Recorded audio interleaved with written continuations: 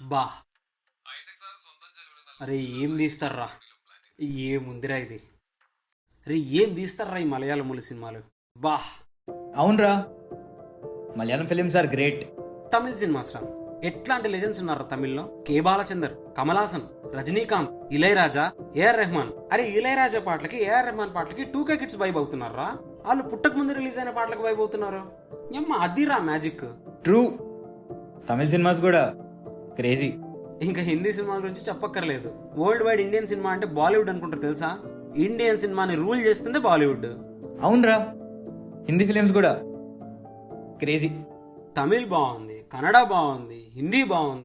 ఎటు పోయి మన తెలుగు సినిమాలేరా, అవే ఫైట్స్, అవే సాంగ్స్, అవే హీరోయిజం ఎలివేషన్స్. సొల్లు చెప్పుకోవడానికి బాగోలేదు తప్ప ఏముందిరా మనకి. వీళ్ళని కాదురా, మన ఆడియన్స్ అనాలి. ఏమో వేస్ట్ నా కొడుకు సినిమాలు చూసుడు రాదు. షిట్రా మన తెలుగు ఆడియన్స్, వేస్ట్. చాలు, ఇక చాలు. మిగతా సినిమా ఇండస్ట్రీలు గొప్ప అను ఒప్పుకుంటా, కానీ తెలుగు సినిమాని తక్కువ చేసి మాట్లాడమనుకో తాట తీస్తా. ఏంట్రా తెలుగు సినిమాలో లెజెండ్స్ లేరు అనుకుంటున్నావా?